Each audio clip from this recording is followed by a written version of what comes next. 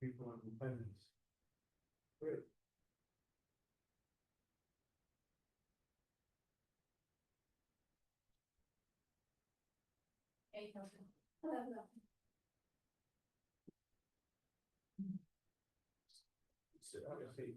Yeah, so that's, yeah, I need to be assigned to be a host to be able to do that.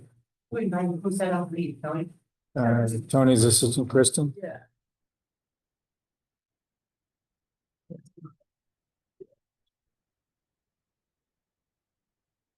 So let's see, usually we sign in with a Marletta at Nahant.org. That's what we're given. But yeah. I just checked. I'm still the right one. Just check. How will we hear sound? When we don't really- Control the speaker. Share your screen. I'm not able to, no, it says it's not turned on, that's why typically that they would need to give me permission. You're logged in as yourself. I am.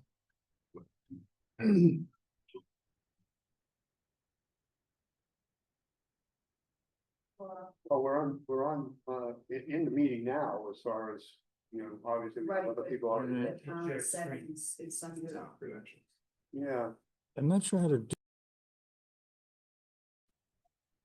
Were you guys inside?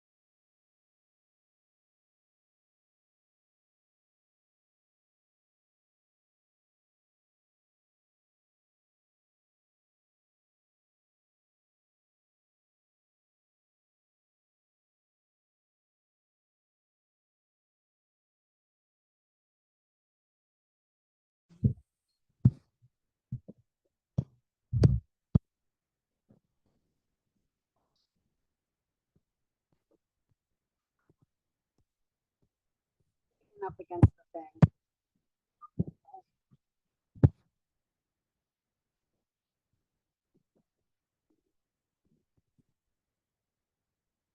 That's okay. So, hold on a second, just so, for the folks that are on, we're just trying to log in as the host. Stay on, we'll be right back.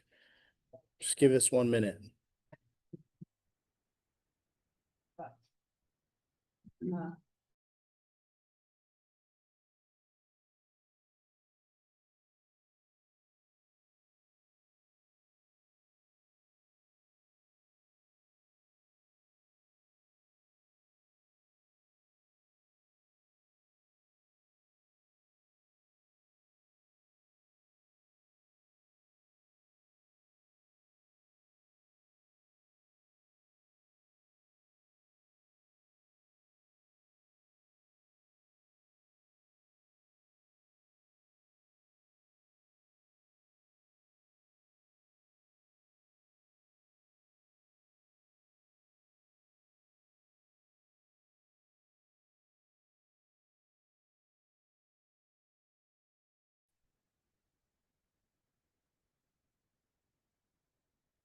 So now you can share Yes, awesome, okay. this one.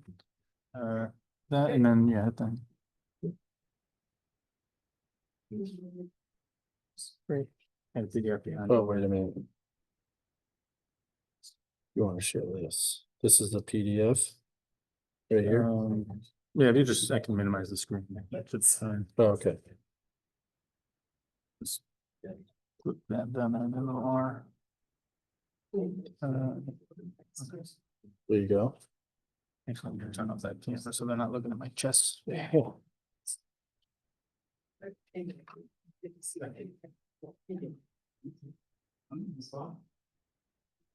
Oh, it's fun.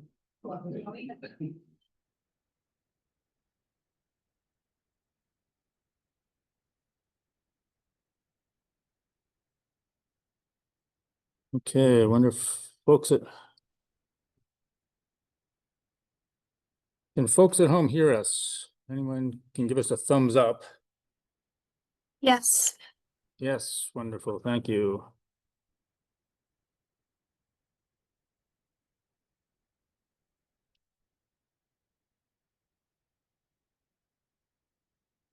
Okay.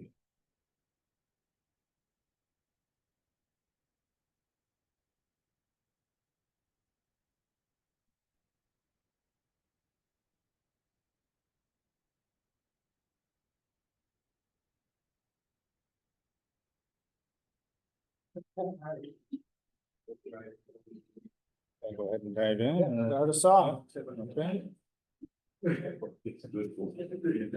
It's, I guess we should start, this is it's a joint meeting of the Board of Selectmen and the Open Space Committee. We have a quorum of the selectmen with Pat and Rob, and I saw Jean's online. And then is there a quorum open space? Yes, three of us, yes. All right, so the meeting is open. This is Okay. Brian from Halverson, who's been hired by the town as our consultant.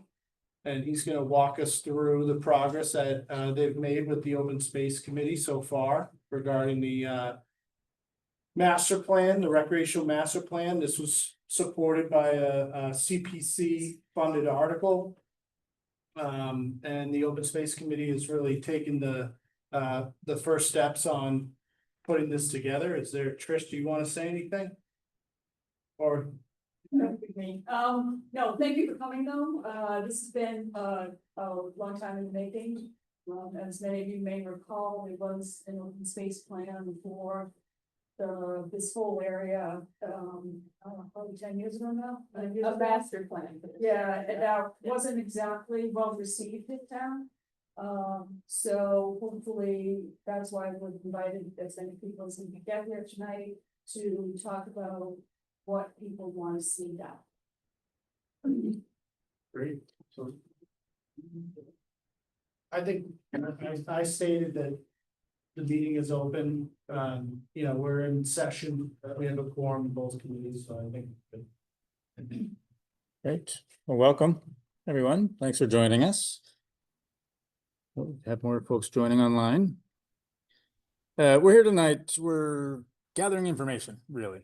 We kind of want to better understand from you the challenges and opportunities on this site. And we've taken a first pass at that, working with some of you members of the Open Space Committee and others in town. And you'll see as we progress through this presentation that, you know, we've taken a first pass at that, some of the challenges and opportunities. So we're hoping to hear from you whether you feel the same way. Are there any other challenges you see that should be addressed on the site? And again, other opportunities. So you'll see there's progress, but nothing's definitive. We kind of just want to hear from you what you like and what you don't like at this point. I'd say, you know, we can run through the existing conditions briefly. I imagine all of you are pretty familiar with the site, but just to cover our overall study area is what's highlighted here. Everything else outside of that is sort of not what we're going to be focused on in this conversation. It's everything essentially from Flash Road to Castle Road, aside from direct proximity around the elementary school. We can touch on the existing features, but again, I have a feeling most of you are pretty familiar with it. But in the school area, everything is numbered, and I'll probably be going through that sequentially as we present here tonight. But there's an existing parking area adjacent to the school, small basketball court, and some play areas down near number 3, and then primary open space, just green space associated with the school here. The site is somewhat divided by the DPW site right now, which is smack in the middle of the site, which kind of hinders circulation, pedestrian circulation, vehicular circulation, and just an overall sense of connectivity between the spaces. The fire department directly adjacent to that, and the remainder of the site essentially is open space, recreational uses, a couple of ball fields, multi-use play fields down in this lower area, tennis courts and basketball courts, pickleball courts, and a play area in the upper right-hand corner. I just add that the, the Babe Ruth field that's shown here, at number 9. You can see where it once existed. The dugouts have since been removed, the infield has grown in, it's not really used as a Babe Ruth field anymore. But it's highlighted here to show existing conditions, although it's not as well defined on the grounds itself. Right. And generally speaking, so another point we'll make shortly, the number 9 area is pretty wet also, so it's not an ideal play surface to begin with over in that area. Okay, challenges. This is kind of what we've heard to date of all potential concerns or issues that we'd like to address in a new design of this space. I'll kind of just start again, going through the numbering on the side for those of you at home who can read this and follow along with the numbers that you see on the screen. So essentially starting with access. We fear that there's generally no sense of arrival when you get here. I know when I kind of pulled in, it felt like I was driving in the fire, parking lot, and that my car would be towed if I left it anywhere near there. So further definition of access and parking would be incredibly helpful in terms of just navigating this and feel like you're welcome to be in the space. Focusing again on access, but jumping to the other side of the site around the school. One thing we noticed is that the circulation route behind the school, so this is one of your 2 drop-off routes, goes behind the school, is pretty awkward. There's conflicts of, working around children. There's play areas adjacent to this and so on. And then you sort of come down and make an unusual U-turn to circle back up to the school, only to let your children out on the wrong side of the vehicle. Then most drop-offs are focused. So there's safety concerns. It's a little bit awkward, and there's a lot of things that could be potentially addressed in terms of drop-off in that particular location. There is emergency access that will need to be required in any new design to the ball field. So that's this sort of dashed orange line here that comes to the baseball diamond in this area. So that exists and will need to be retained. As I mentioned earlier, the DPW site is sort of unfortunately located smack in the middle of the site. So it sort of really breaks up the connectivity between the 2 sides of the open spaces and serves as a bit of a barrier between those connections. And related to that, you can start to see this yellow shape. Right now, as a result of that DPW, there's no pedestrian connection that's really well defined, connecting this, the open space on the right and the school property. Most folks tend to walk right through the DPW lot, even though there's a gate and it's not desired. People just will cut through there because it's your visual cue. The goal would be to limit that, prevent that if possible, and create a well-defined connection between these 2 open spaces. And that's sort of these nodes you see here in the big circles. How can we make this and provide pedestrian circulation through there? What exists there, as you know, probably there's a small alley of trees where the trail sort of cuts through, but there's no actual path or anything between them. It's just a lawn patch between some trees right now, but it's pretty well defined and a great connection to anchor both sides of the site there. So that's the Heritage Trail. Sorry, so number 6, this purple line is the Heritage Trail itself, and it does currently come through that location. But then once you get past that, it's a little less defined. It's sort of loose. There's a plan that says it sort of may follow this route, but there's nothing on the ground or anything that tells you where that is actually going. And that leads us kind of to number 7 too, which is just a general lack of definition in terms of other pedestrian circulation. There's sort of a existing, vehicular pedestrian path that's just, dead grass where people want to walk across the fields to get to the basketball courts and so on. So further definition of any kind of circulation would be important as well. Let's see. Oh, this blue shade you see across the right-hand side of the diagram, that's just indicating that that whole portion of the site is in the floodplain, which doesn't mean a a significant amount. It does have impact on materiality that we can place here and some other things, but from what we're doing in terms of potentially raising grade and doing play fields, I think everything we would be considering is generally okay in that zone, but it is something to think about. We mentioned that based on the topography right now, this area along the golf course edge where you see the little boots, that's indicating it's wet. That's our symbol for that. There are multi-use fields there that are challenging to use due to the moisture in that area. And the other concern also is what you see there, number 10, is it's directly adjacent to the golf course. And we understand that golf balls often land in this zone. So that's not necessarily a safe area either for children's multi-use play field.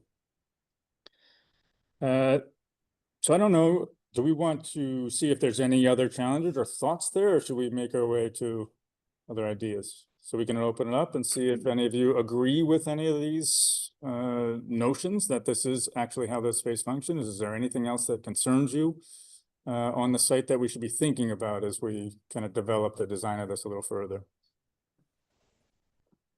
Parking, just as in lack thereof? Okay. Yeah, so definition for sure, maybe some separation with the fire and make it a little more clear, but then provide more parking within the site. And I think when, on weekends, when there are recreational sporting events occurring, there's, there's a real lack of space for parking, but there's also a lack of definition of where you can park. People end up parking, in the DPW facility or on the grass or, so it's definitely an issue that, isn't there 24/7, but when there's sporting events, multiple little league games, soccer, things like that. Okay. Parking there is parking allowed on the park side of the road, but again, it's not really defined, it's not really it's not welcoming. For folks who are coming from out of town, right? It's like, if you see other cars parked there, you'll pull next to them, or pull beside them or behind them, but if there's no cars parked on that side of the street, you don't really know for sure that there's parking available there. They asked when they pulled up.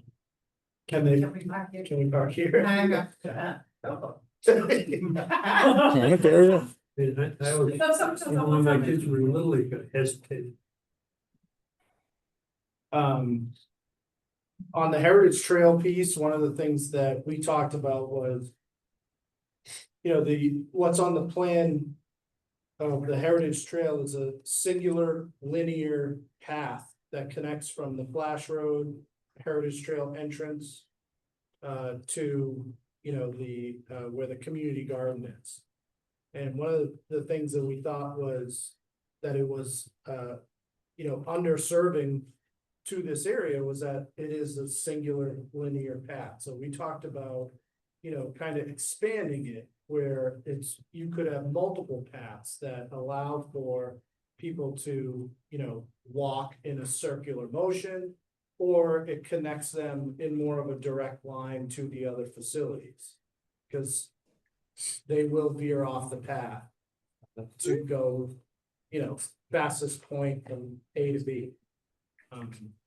So we talked about that as a somewhat of a challenge, is that it doesn't really welcome, a defined path system in the area. Generally within the park, there's not much of a path system there, to begin with. So whether it's part of the Heritage Trail or just general connectivity, I think that'll be critical to connect. I don't know if you can hear me online, but I live in the Bass Point neighborhood, and I know you've already talked about the way that people drop off at the school, but when you live in the Bass Point neighborhood and you're getting to these areas, there's no safe way to walk to the playground or the fields without going all the way around. So when the sidewalk ends right where the first school playground starts, and then you're just in the road, depending on which direction you're coming. People familiar with the school, I think, know how to do it safely, but people who are coming for Little League, stuff like that are not safe. It's a pretty dangerous situation to try to get from our neighborhood to those fields. So something a little bit more defined between pedestrian and car would be, I think, ideal in that area. Okay, I was checking the volume again. Can you specifically point out where the sidewalk ends or mention that again? So where the circled 2 starts by the Johnson School in the Heritage. Yes. Yep. Yep. So right there is where the sidewalk ends. And then if you're trying to get to the ball fields or the Flash Road Park, most people in the Bass Point neighborhood would take that like loop around, but it's also the way that people drive to do either school drop off or, like people said, park on the fields for baseball games. There's no separation between being a pedestrian, being someone with a stroller, someone with a dog, someone with a scooter, or a car. Okay, Yeah, that's a good point. that is a good point. That's just an access road that cuts behind the school. There really isn't a sidewalk to it. The Heritage Trail will be redefined going up to Goddard Drive, so that's a possible way for folks from the Bass Point Road to get into this area, but it does seem to make sense to add some connectivity to that entrance to the school and the sidewalks that are along Castle. I see the boundary of the study area that cuts off where the Heritage Trail is. Is that just contractual, or is that something that could be expanded to that area where we have the Heritage Trail? Or like the community garden. Yeah, where the community garden, that whole section back there. Yeah, we didn't include that in this area, not for any particular reason other than its existing kind of boundary. We do have funds to rebuild the Goddard Drive access to Heritage Trail through CPC. We'll be taking on that project in the spring. Will it be like handicap accessible? So if you have a stroller, because right now it's stairs. Yeah, no, I think it would still have to be stairs, but if we could, I think you raised a good point about, connecting from Castle Road to behind the school and into the play area. For Yeah, that would, any stroller- type of separation between the road and just that area would make it safer. Right. Yeah. And we'll have an idea as well that might minimize traffic, vehicular traffic back there altogether. Yeah, Something to consider. yeah, I think that factors largely into the discussion about the school drop off and how that road might be used differently in the future if there's an alternative, school drop off Configuration. configuration. I have a question. Where's the greenhouse going in the school? That is like gonna go, Somewhere up here, correct? yeah, if you go a little bit more into the corner there, Oop. it's like up on top of the hill behind the library and the gym, yeah, right where your mouse is.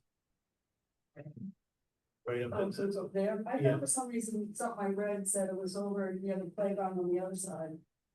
Near the Goddard Drive, Heritage Trail Park. No, they've received a permit and the proposed location is where the mouse is at right now. Oh, okay. They may have considered that as like an alternative in the beginning, but this is where they decided to put it. I think there was some traffic. Like. I think traffic was only illustrated what greenhouse. Yeah. So do you know how that's gonna impact any of the sort of the black dash lines in there? Or how it will impact any of the roadway or drop off configuration or any sidewalks? I don't think it should impact any of that, because it's gonna be pretty close to the school and it's not that large. I think it's I forget the exact square footage of it, but they end up going with a smaller size greenhouse, so I don't think it should impact that. But worth getting more information from the superintendent to Brian so that we can evaluate it further.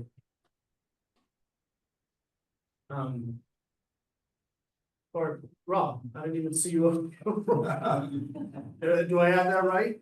What's the square footage of it? 20 by 24. So you don't think it's gonna impact, like, the drop off area or anything like that? I'm not going spatial, so. That, drop off area right now, probably. Oh, okay. Thank you. Kelly, what about, like the playground facility? You know, is it serving the kids adequately? Are there elements of, improvement that could be considered, shade structures or other types of like play equipment, stuff like that? It'd be good to hear. Down at Flat Rip. Yeah, not, you don't have to give it to us tonight, but something that would be good for us to get from you at some point. Yeah, you can definitely, I'm still on the splash pad. I would love to see the town of Nahant go with splash pad. And I know everyone says it's easy, because we have a beach and we have this and we have that and everything, but not everyone wants to go to the beach 7 days a week. I have, but when the kids are down and playing in the summer, they get really heated and simple to just run through it. I also think a splash pad would be great. I'm supportive of that, Kelly. It would be a good solution, a good alternative. I mean, we leave hot all the time to go to the ones in land, they're fantastic. So I would like to see something like that still on the table, but yes, we lost a lot of trees down there. And the new ones that are growing are great, but there's not a lot of shade. Anywhere you go, shade. If plantings would be a good thing to add to the list. Oh, shade trees. The playground itself is fine, the playground serves its purpose and it's still in great condition.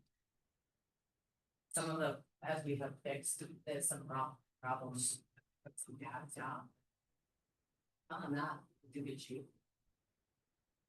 Trees are relatively easy to maintain, but other plantings, other folks that would maintain plant beds or, you know, shrubs, perennials, things like that?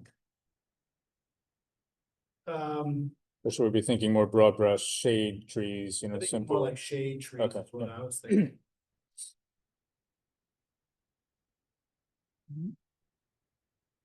Danny, do you have anything from like the Little League perspective? It's finally growing back. Sure, hi, I'm Dave, I'm the vice president of Little League, the Nahant Small Scott. Nice to meet you guys, anybody. From a Little League perspective, one of the big things that, people talk about would definitely be parking. Little League utilizes both field, eight, I guess, the upper and lower field. So at any given time, if there's a game going on, you have, 12 kids per team, so 24 at a time, with each kid as a parent, so you could have up to, 40 to 50 cars, for any, Little League type of event, if you have 2 games going on. And did you say upper, lower, like which yeah, lots do both- you use? Both those fields, and then everyone, no, so nobody parks where the P is. Everyone parks adjacent in the DPW lot or the entrance lot next to the fire department. In the DPW lot? Yes, people will pull in there. There's probably only about, you guys know better than me, over maybe a dozen like little spots that cars can pull in down there. Most people will park along Flash Road, like you guys had said earlier, and walk all the way to the baseball field. And then sometimes along your Heritage Trail in the outfield, there's like spots on that road that people kind of will just camp out and watch the game in their car up in the outfield. Also behind the school. Yeah. Yeah. Yeah. So like people definitely, we have a lot of kids down there. We're trying to host, we want to have more games in the hunt because the field actually drains better than any field in Swampscott. And that's it's a the great upper field. The upper field Yeah. is a great field, has covered dugouts. Tony takes care of it really well, so we're trying to schedule more games there, and so parking would definitely be one of the things that Little League would like to see improve. I don't think I got this. So I think, so I not practice on school and like that, but. yeah, so I think some people do. I just think that a lot of people don't know where the parking is. Yeah. And when you come to drop your kid off, the entrance is at the fire department, right? So everyone just kind of pulls in there And it's every man for himself, so they kind of just, you know, park there, block the DPW equipment in, block the sand, dirt piles in, so. And which lower fields? So, yeah, so the first, I don't know which one, the closest one to the, yeah, right where his mouse is. Yeah, that one. That one right there, not the one in the corner closer to the black line, but that one where the mouse is. Yep, right there is the one that Little League games are scheduled for. It's, those are just, younger division teams, so it's like T-ball, instructional and farm. And then the older kids play on the bigger field, the 9 to 12-year-olds. Do you need the other field that's closer to the upper field or down low? The one right against the golf course? I am not sure of that. I know just the ones now that are utilized are the bigger field and the one closest to it has the backstop. I think those might just be the ones that are, oh, the lower one is, that's just the best condition out of the two, so that's why that one's used the most. Yeah, I just wonder because, so the upper field has always been sort of a little league field. Yeah, It is maintained well, you know, Yep. you've got a lot of sponsors will pay money for their banners and things like that there. And I was just wondering if one of the other fields down below were a little nicer maintained, if that would be enough. I think it's more of a size thing, Oh, size, because okay, we have a lot of older teams that need the bigger field, so that one's used more than Okay. the younger one. Is it T-ball, when you guys use the T-ball, is that mostly kids from the hut, or is it, or do the kids, I mean, the little T-ball kids, do they travel from Swampscott here too? Yeah, so the Swampscott in the Hot Little League is combined as one now, that happened 3 years ago, 4 years ago. So all the kids are combined in one. The Hot makes up roughly 20% of all the registrations for the whole league. We have about 400 kids this year, so Wow. we're right under 100 in the Hot kids, and that's really consistent too. So it's anywhere from past 5 years, it's been anywhere from 65 to 90 Nahant participants all throughout the age groups. So that's, you know, always been and so normally, most Nahant players have to travel to the Swampscott fields, but we have a couple board members, that are from Nahant that have been participating and helping us schedule stuff. So we're trying to get more action over here, so that Nahant families don't have to travel to Swampscott 3 nights a week. The other.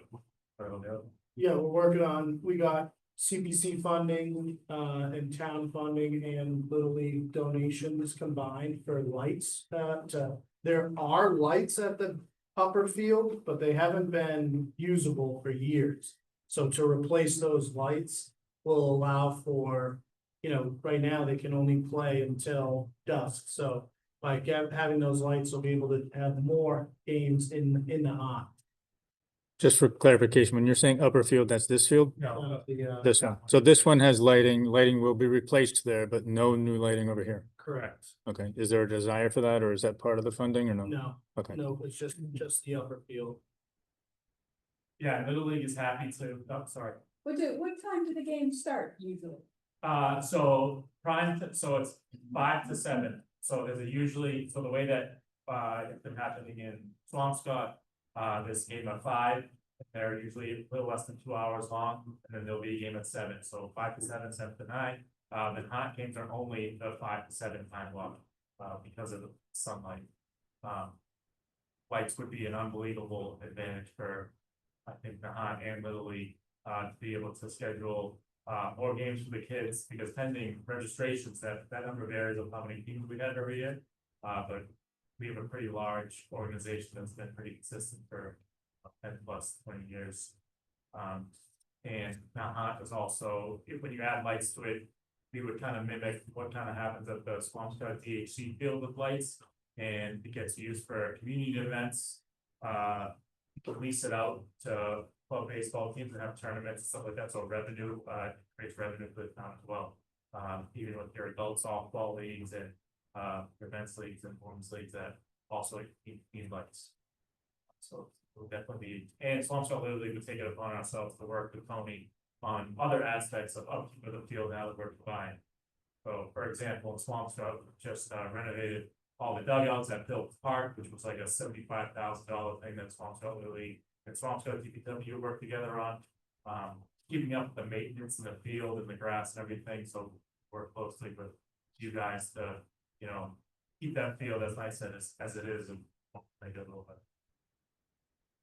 So is there interface between like the end of DPW and the fire department shift in activities and the kids starting to come? Not really. What do you Seems No, like it's not really. what beside- do you mean by that? Not really for DPW, Oh, unless we perfect. have like a, Yeah. you know, if it's weekend games and we have some sort of weekend emergency issue or But 3 nights a week, but DPW, they're wrapped up by the they're pretty time. much wrapped up. Oh, okay. But the, you know, that's even when the DPW is wrapped up. It is a liability issue that, you know, people are going into that facility. Certainly during when they're active. I can't tell you how many times I've seen, you know, strollers walking through during regular hours, and we have, you know, large equipment backing up in it. So there's definitely a public safety issue there. And then fire department, Austin's here, but you know, it depends. If you have weekend trainings, it might interfere with some of the activity that's going on down there, and then obviously random calls that you might have here and there. And then the other thing I'll just mention, Austin, I just came from a public safety building designer selection committee meeting. I think I got that wrong. But we're looking at, you know, we're starting that process too. The town is, you know, the fire department and the police station are in desperate need of major capital repair or replacement. And, you know, where in the past, the town had looked at the area of the school property to the left of the DPW from Flash Road to Castle Road, that corner. So that's a site that could be part of this process again. And if and even if it isn't, if the fire department eventually moves to another location, their existing facility could become space for additional parking or improved entrance or other things too. So that's something that should be, you know, factored into the conversation. What's the timeline on that? Town identified. Public safety. We're not quite there yet. Right now, we're just starting with, I mean, it was their second meeting. They're just starting to develop a scope to hire a designer. So we're not quite there yet. This is a little bit ahead of our process. So I don't have that info yet. Great. One other quick question on the playfields. Does orientation factor in often? You know, typically we like ball fields to basically face north, so the sun isn't in your eye when you're batting. Right now, that little league field, and we may not get complaints from the little kids because they don't know better, but you know, right now it's facing directly south. And has that ever been a concern or? Not that actually, no. No. You have the upper field, yeah, the sun sets in right field, I guess we call it, from near where the parking from the school, sunsets, no, the other. Yeah, so sun's coming from that direction, towards the kids in the field, so. There's enough there's enough elevation there that it hasn't, at least in my recollection, that, Okay, so if this field is remaining or being upgraded, its orientation generally is fine. Yeah. Or would you, there's no preference then to put it kind of in this corner facing that way? It doesn't. Okay. I wouldn't think so. Yeah, Brian, I've never heard.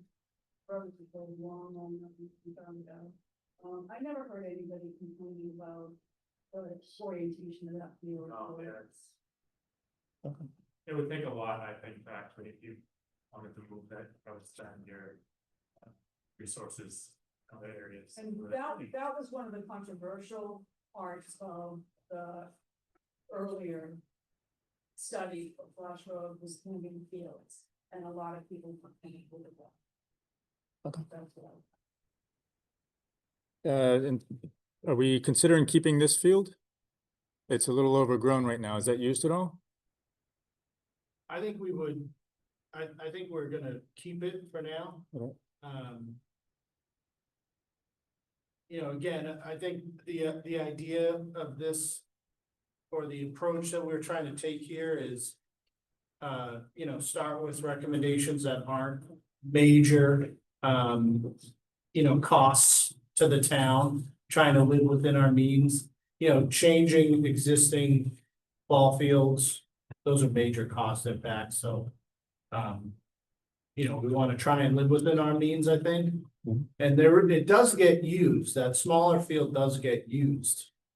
I've seen kids on there, I don't know how, if it, yeah, well, it probably doesn't compete with the other two as much, but I don't think we would want to get rid of it. I think there are improvements to it that could be made, but I don't think we want to get rid of it. That's just my opinion. Yeah, that's cool. Is anyone here on the call from soccer?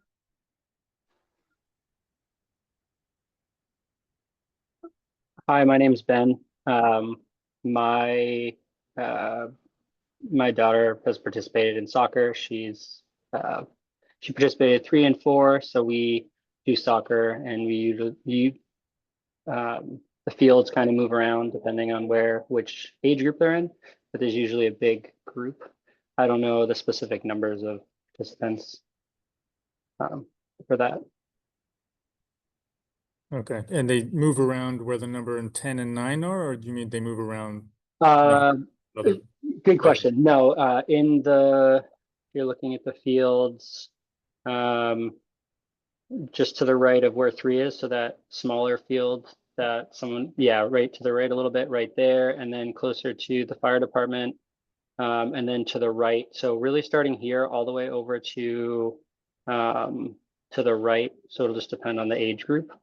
So they typically start up like by the bathrooms and just make like small areas. You know, for younger kids who are 3, they're really just like touching a ball for the first time. So it's not like, you know, a large area, but I would say we started by the bathroom, then it kind of goes to where the line 7 goes, like to the left a little bit more. So if you think it's like a little square there, so there's, I don't know, there'd be like maybe 4 groups, and then as the ages got bigger, the field would get bigger, and you'd be over by 10. Right. okay, so using as much of the open space as possible. Sorry? Yeah, and Yes, I don't sorry, know. if folks in the room can't hear you all that well, but I guess I'll paraphrase and say that the younger kids don't necessarily need larger defined play fields like you'd see the scale of number 10 over here, the line work for it. Correct. This whole area adjacent to the restrooms over to the number 7 and kind of wrapping essentially all the way down to this area is often used by younger kids, and they'll just kind of let them run around in a general area, but less defined than a typical play field. Yeah, it is usually painted to be defined areas to kind of stay in those areas. Again, I just started this maybe, I don't know, last season, the season before. So, you know, getting input from some of the coaches who organize it would be, you know, more beneficial. But that is some information from my experience for soccer. On a side, sorry, go ahead. No, it's just that's very helpful. So we'll talk to coaches. It was a suggestion to learn a little bit more about those different uses, and I think just what we gleaned from that, I think, is as much green space or open space as possible can be utilized. So we'll keep that in mind and keep it flexible so we can allow for all these different uses. Yeah, One thing that we've talked about internally is, since that old Babe Ruth field hasn't been used in a long time, and pretty much the only thing left is the backstop and some of the fencing, is eliminating it completely and kind of shifting the more defined soccer field in that direction, further away from the wetter areas and the golf balls. But it'd be important that when we do that, based on Ben's comment, is that we're not taking up all the space. So that there's additional green space for, you know, pop-up, smaller soccer field spaces or other little, you know, youth recreational areas that they can, set up cones and be able to use as they need it. Right, exactly. I've been involved in soccer in a long time, I think they're grown now. But I do know that when number 10 is, it we push it out to the big, with this excellent making. First of all, I'll think that. But the pop-up, the soccer that they're talking about it's Saturday mornings, like 8 to 9 or 8:30 to 9. It's just an hour. They're just little kids. They got little mats. You just feel like someone like Rose was out there just getting the feel for what Yeah. soccer's gonna be like, if they're gonna like it. It's not, you're talking, the only field that you really need is for when they stop traveling and playing with small soccer. And they're bigger than, they're in the 3rd and 4th grade, that's when they have organized. I mean, they stop with an organized team, but that's when they start traveling and then bring the kids over. And that's when you think, the other stuff is just more clinic. Like T-ball Right. versus Major League. Right. You know, Right, we just wanna make sure we don't put a Right. tree or a path right, right through those extra right. grass areas that But could, they're not usually at the same time. That's the right, so other they thing. could They use, could use the big field Yeah. without any, yep, they don't overlap very often. yeah. I wouldn't think. Yeah. I think this, Okay, now I haven't been there a long time, but I wouldn't think they would overlap very often. I've been down there to watch them, but. historically, I think, the area to the right of the fire department, right along Flash Road, has been a place where the smaller kids have set up. Yeah, and it's probably one of the better spots because it's dry ground. So I know we've got a couple plantings in there now, just raising the caution as far as additional plantings. There. We had talked about leaving that more open, that area you're talking about, running to, for like the farmer's market type things. Yeah. Where you need more of an open space rather than, those trees. something like that. So it sounds like maybe the trees would be better off in the sort of the boundary between the golf course and the back of those fields. Because the trees will help current golf balls, white holes, and so maybe if you want trees, maybe that's a better place to kind of excel at the trees. Just from a youth sports perspective, that what Tony said, that Babe Ruth is not played there at all, and not. Having that just be an all green space that could be split by however many teams now has playing soccer. Just leave it as, make it nice new grass and in Swampscott, we have at Phillips Park, the trees outline are on the borders of Phillips Park, not in the middle. And I know that at Phillips, there's 2 baseball fields, the big field, but in between that, they have multiple, like it's deceiving how big that area actually is on the picture. So they can fit multiple youth sports games in that area. And I'm impartial to you guys, but I think that would be a great benefit for kids. And then you can have your farmer's market closer to the street, so it's easy to access for people to park and do that stuff while still having plenty of green space to have other sports. Yeah, I think when we better define the circulation, there's opportunities to then introduce trees there, preserve the open space, but provide some shade for the kids and parents. You're not gonna want to be in the hot sun. That's really wet too, supposed to be Kelly Greens. Yep. That would be the area that, add shading elements, tree. Because you don't want sports happening in a swampy area, anyways, stuff will get canceled. Great. Ready to move on to the exciting stuff? All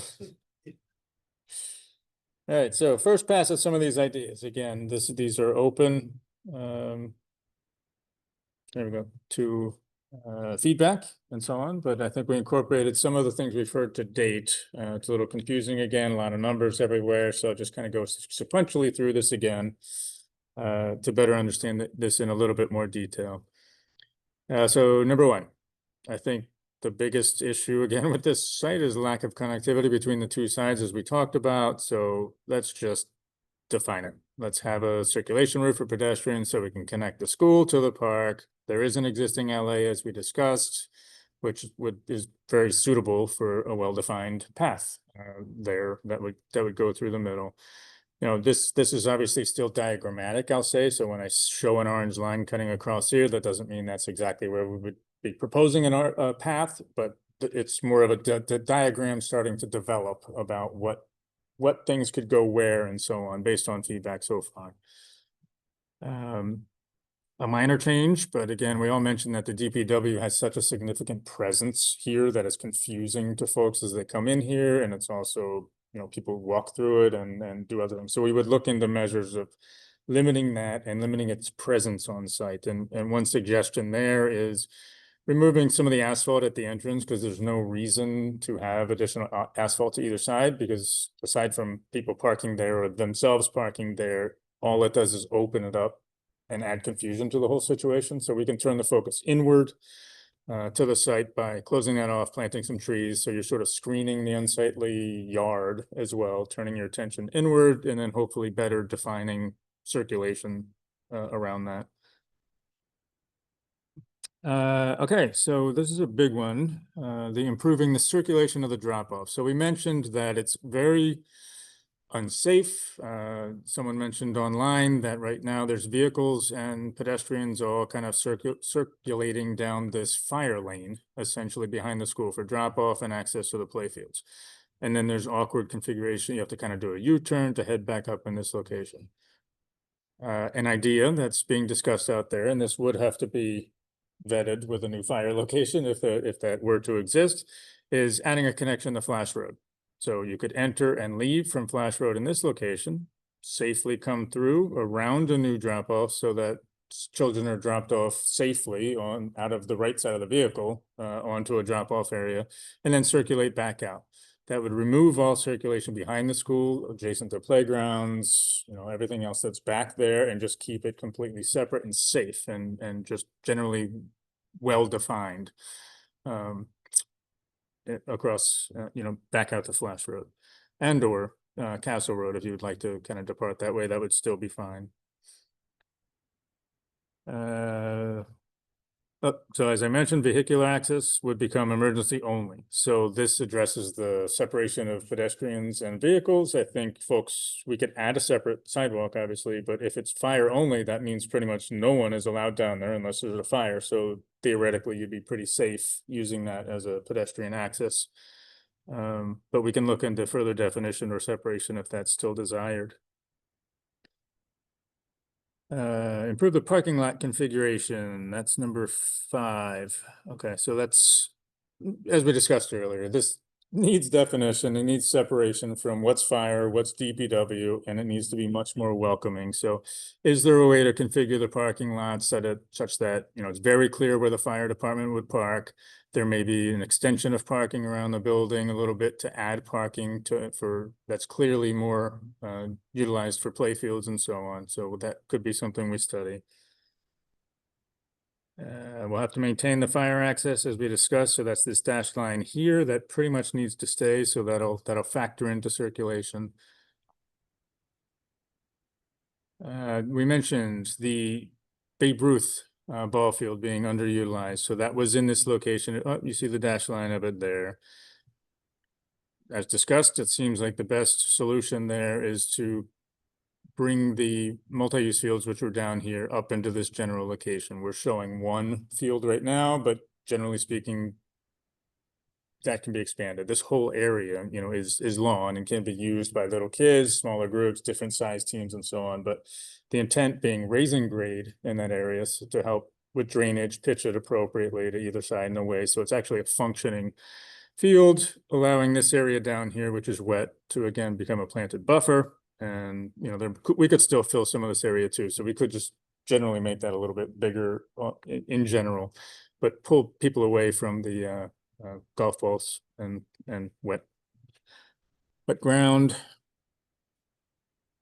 We mentioned reestablishing the woodland buffer here. That's number 9. Stop some golf balls. Number 10, maintaining the flexible open space we were talking about. Oh, looks like there's something in the middle there now. Maybe a tree exists in there, but the plan is to kind of keep that as for farmers markets and so on. Addition of a splash pad was mentioned earlier. So there's the notion of, since we have a play area here now, there's a potential location adjacent to that. So you can have one kid playing in the fountain and one kid directly adjacent to you in the playground.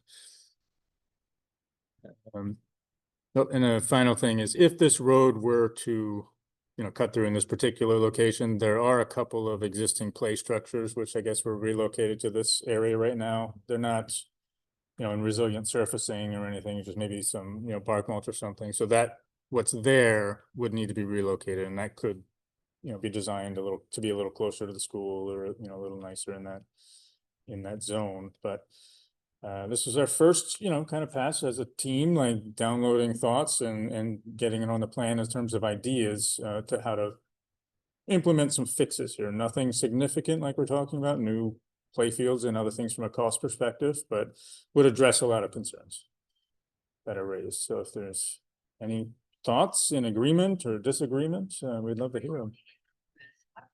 So into the school on Castle Road and out on Flash, instead of coming in and turning around and going back out. From here? Yeah, why don't you? And do that? Why don't you go in that way, drop them off, shoot yourself back up? That's how it used to be. So come in here and go back out there. So that you don't have that big future. Yeah, that's definitely, this proposal is probably one of the biggest open items for discussion. Especially, like we said, the public safety building potential. Could there be a different way to route traffic in here, like you mentioned, coming off of Castle Road? Or, even on the other side, like where the parking lot, hits Splash Road. I think you need some space for queuing. So that people aren't lined up on the street waiting to get in, that's why. I think you put that longer. Yeah, I was gonna say, most schools require, many cars, because it's all at one time, right? Drop off and pickup times are at a defined period, so you get lots of vehicles, and I would imagine a traffic study would need to be done if we're making changes like that, because as of now, this does work very well getting everyone off the street.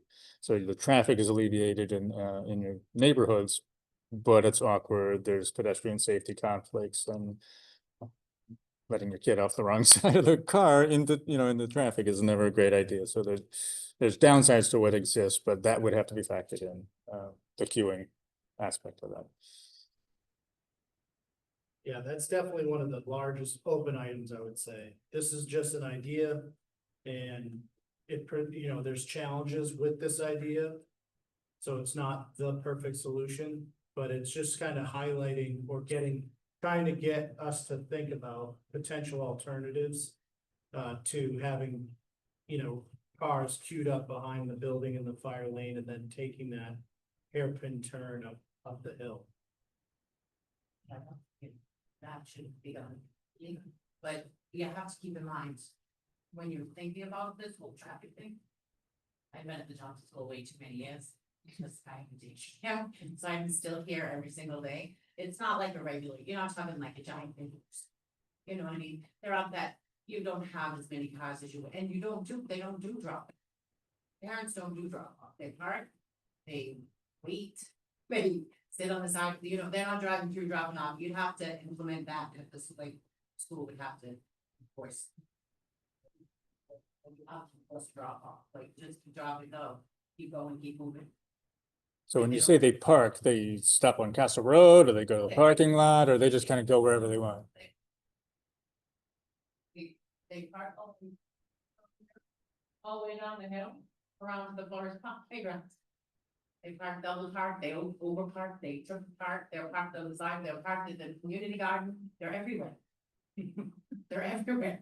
You have to get to this, if you want an official parking spot, you gotta get to the school by like 10 minutes of 2. For a 2:15 minute.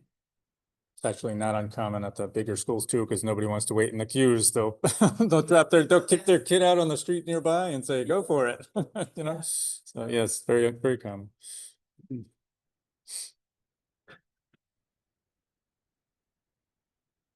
during the school. It is, yeah.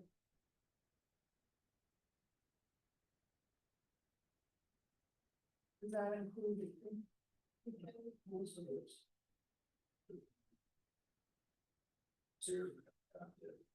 They're not there.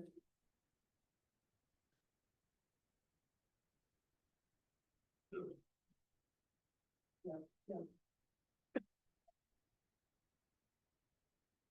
Yeah, it's possible, it's like. Jeff's bringing up a point, there's. We'd have to look a little bit closer with the DPW as far as like square footage needs in their existing property. If it was possible to shift, some of their needs that are on the lower side to the other side of their building on the school property and take some property from the school. And then utilize that space as a potential entrance with parking, that goes up the hill and back out. Instead of creating a new driveway, that could be something. It's very much like, open to other ways, but I think the school, and the town are in agreement that the current process has some significant problems and, there's gotta be a better option out there for us to think of. Hey, Tony, Yeah, oh, go ahead, Zach. just a heads up. It's a fuel filling facility as well, so the fire equipment need to get in there to fuel. So that's one of the reasons why there's such a large swing radius in the back. Yeah, The fuel pumps are on the left side there, so just something to note. Fuel pumps are on this edge. no, to the left of your mouse, follow that fence, follow fence down right there, you see the white. Oh, this thing, okay, That's where the fuel station is. okay. So fire trucks, police cars, DPW vehicles all fuel up there. So that's, as I was talking about potential alternative, that would have to be factored in. That's not movable. You should make a motion to be really, it should have another exit or entrance at. We've Splash Road to Yeah, that side. we've thought about that as a potential option. That could be something. We still need that parking lot for like, triaxle deliveries and things like that. So all those things are kind of elements to the discussion of what alternatives we could think of. And then, of course, as I mentioned, if the fire station at some point leaves this area, that where the fire station is could be expanded parking for this site as well. That would be great, actually. To separate those uses and, but, yeah.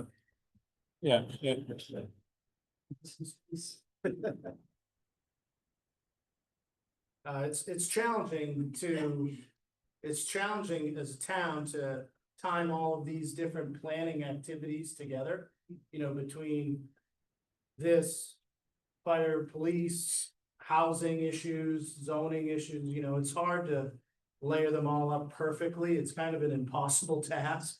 So we're trying to do it as best we can.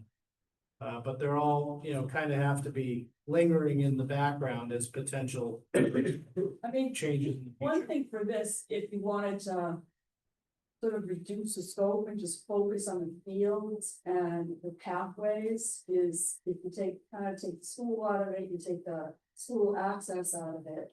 You take any changes to where it says study area there, and we just focus on the back of the fire station in those fields.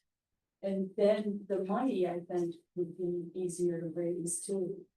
If we sort of did it in phases or just thought about that as the first. Yeah, pass of doing that's something. not a bad idea because of these other studies, and obviously it would require some sort of specific traffic study for the school process, so that's not a bad idea. To kind of approach it in phases.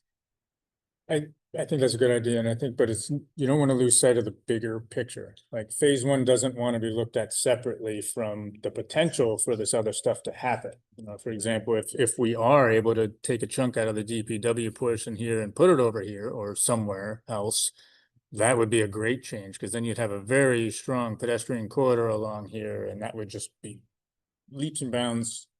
One of the most important things, I would think, actually, to make the strength of that connection here and make this feel like a park. So, you know, if we limit it all to one area and then like those major broader picture changes are overlooked, that would be, you know, might be unfortunate. So I think we holistically look at it and then look at it, phasing it down the road into what can be implemented first. And, you know, we hope to work with you with grant funding and a lot of other opportunities too. We have teams of folks who kind of won't do that as for a living. So we've already tapped into that resource, and we can pull together a list of, you know, available options here. You know, there's play fields, there's trail funding, there's all sorts of different things that surprisingly we could cobble together. It doesn't include federal funding, sorry. Right. Right. I also on the path system, you know, for me, I think it'd be nice to see a path that kind of goes around the soccer field and loops back again. So if folks want to go here and just do the loop 10 times to get their steps in, there's like a, you know, that opportunity. Like little practice. Yeah, like an ad. Yeah, well, the kid plants on people. Yeah. And you could add the stationary structures for people who want to stretch certain ways, or these things you put on that, on those. I forget what they call them, what? Adult. exercise. Yeah. So you'll kill yourselves trying to keep up with the kid on the playground. Or embarrass yourself.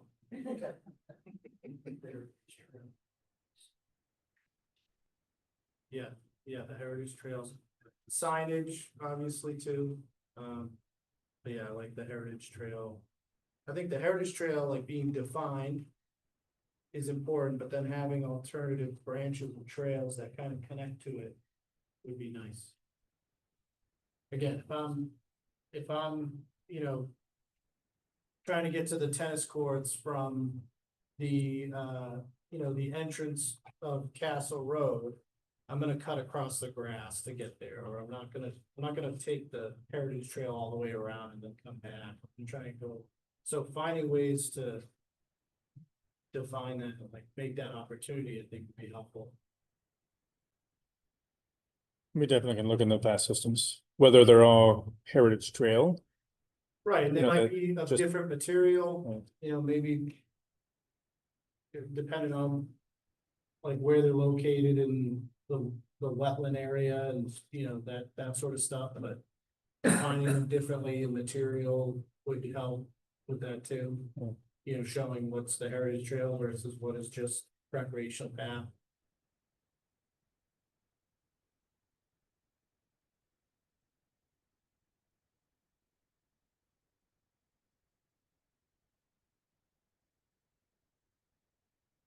But where do we go from here?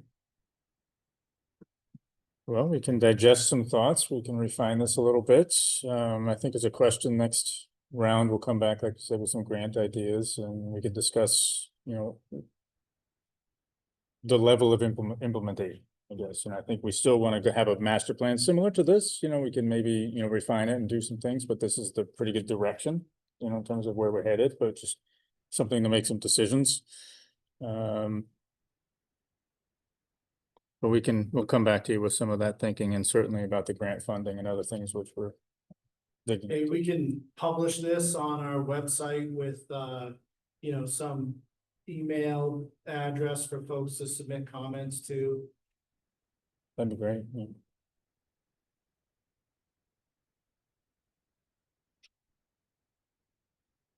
I think it's helpful. Thank you all for coming. The more people that weigh in on this, it's the better it is for everybody. It's done. And if you haven't said anything specifically, is there anything in the, from your perspective that, you know, you'd like to add, and I'm putting on the spot, but since you're here, it's great to have you here. Yeah, I'm just sort of digesting this and, thinking of it in terms of our other committees looking at. This is one area where we are potentially looking, yeah, from the fire station, we're calling it floods of.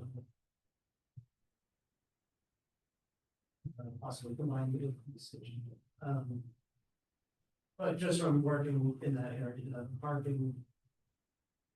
Definitely needs to be parking on the parking. Because it's- When it was again, like you said, it's a free for all. People park where they'll be fine. And that's something. You know, it hasn't impacted the fire department much, but for DPW, definitely when they call them out for sewer emergency or something, like not get people in and out of them. I don't know, it's when we get in sort of like events. They not close the gates anymore on weekends? Not consistent. Yeah, I think. On that parking element, and as you brought up, you know, there's the parking up by the school to walk down to the ball fields. I don't know what. We could do to better. Educate people about where parking is available. Just signage or on the website or, you know, there isn't even, there's a 2x4. You know, sign in front of the playground that says Flash Road Playground, but there's no sign whatsoever. You know, when you're coming across, Flash Road from Fox Hill Road, that says this is Flash Road Park, you know, park here or, so. You know, there is that parking available right here, at the corner of Flash and Castle. That people could park on the weekends and walk down to the ball fields, but they don't know, like you said, Dan, they drive in and then there's no way to get there from this area. So again, if there was a way to connect the two, or if there was a way to, you know, if there was signage that showed where other parking's available, you know, I think that could help. When we first started talking about this, I can't remember the term you used, but you talked about creating like a grand entrance. Sense of arrival. Sense of arrival, Yeah. that's it. Thank you. And in this diagram, we're still arriving in that stretch between the DPW and the fire department. There'd be any thought towards moving that point of arrival, say, up more towards the school so that they would be able to see these parking spaces up there.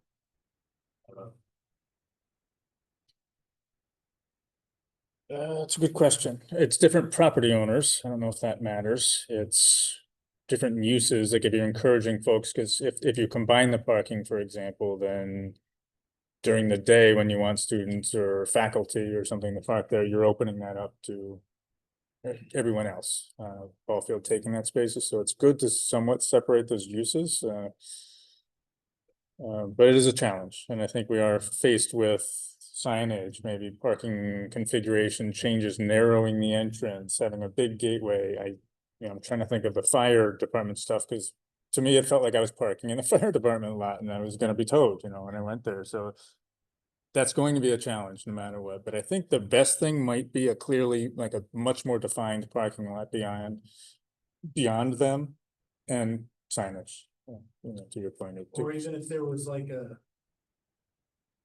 I'm not trying to propose extravagant ideas here, but if there was like a different entrance for staff of the fire department compared to entrance to the parking lot and the DPW, if it was more defined in a way. I don't know how you could configure it, but right now it's just one entrance and then multiple use.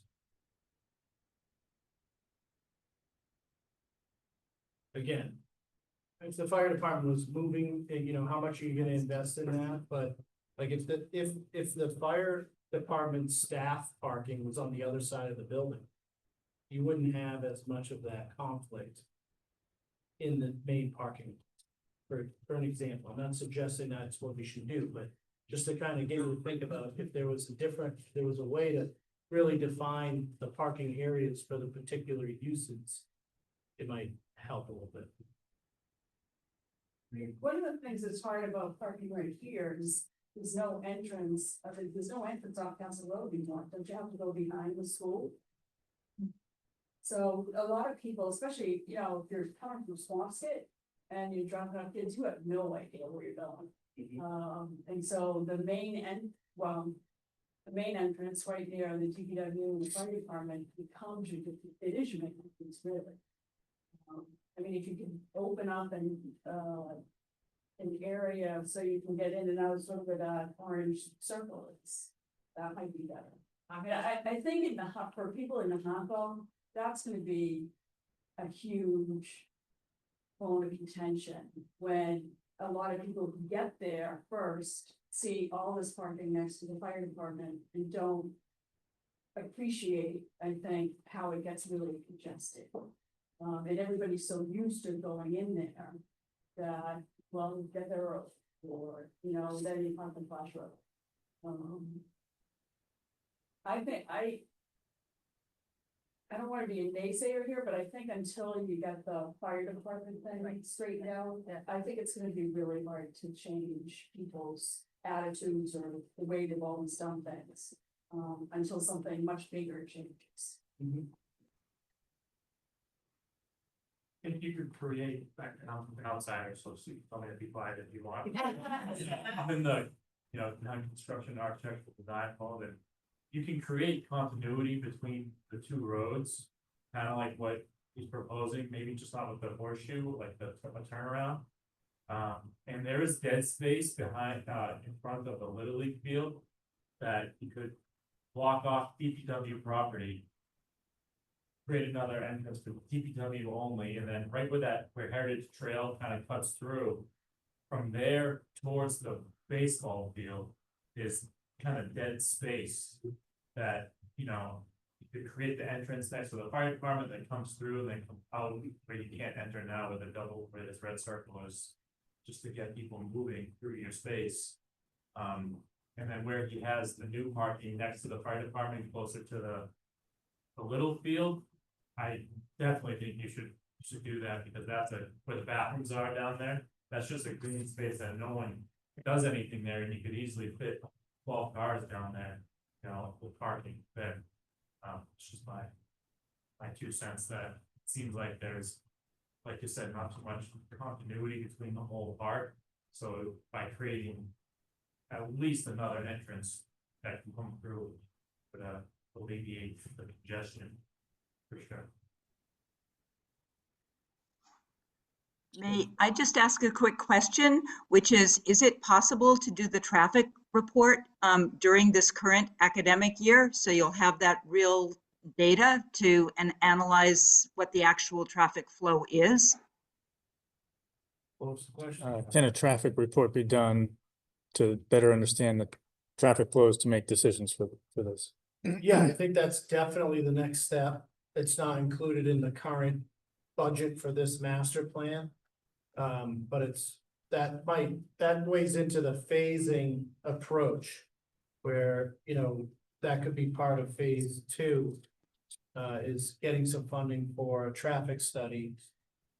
To better understand what the needs are and what alternatives could be considered. Do we have any previous studies? I remember vaguely the town meeting where we put the funding for that road behind the school. And I asked about was that looked at alternatives, as they did look at alternatives. Wonder if we had anything, it's probably 20 years though. Yeah, I don't know, but we have, you know, we do have chapter 90 money that could be used for traffic studies. You know, so that's something that we could propose to the state and carve a portion of that out for a potential study. I think it falls under chapter 90 eligibility. It would cut into our budget for, you know, townwide paving and other items, but certainly this is a, you know, major safety concern for the town, for the schools, so it's worthy of it. A wacky thought as I'm standing here. Could park access if this road were to be implemented, something along these lines, could park access come from this side, this property? Sorry, if you can see my cursor. The reason I'm asking is we've talked about this encroaching quite a bit and this being all service, you know, DPW, fire and so on.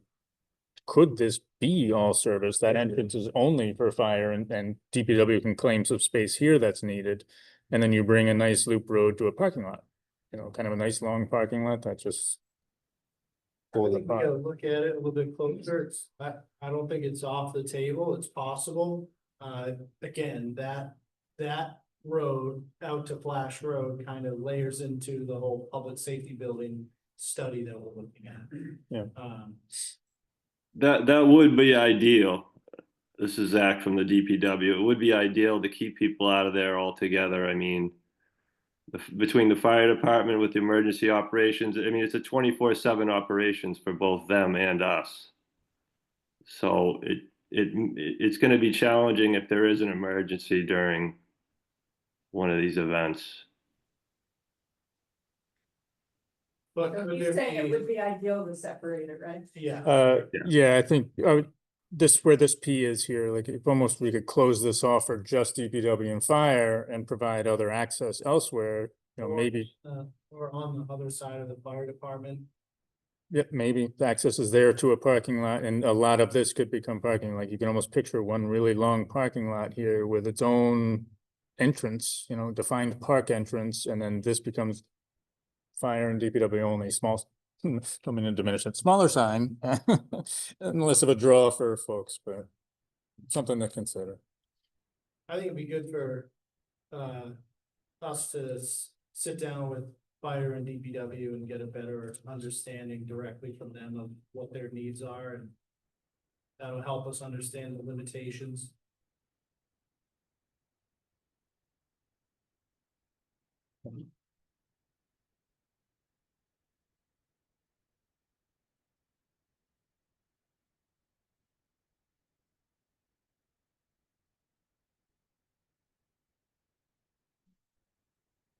Any other ideas? No, we wrap it up for this round? Thank you. Yeah. Thank you. Thank you very much. Thank you. All right. Thank everybody. Well, thank you everyone online. Appreciate your time. Thank you. Where they are, Left side. but it's got a huge, big underground tank, sits the end of that tank.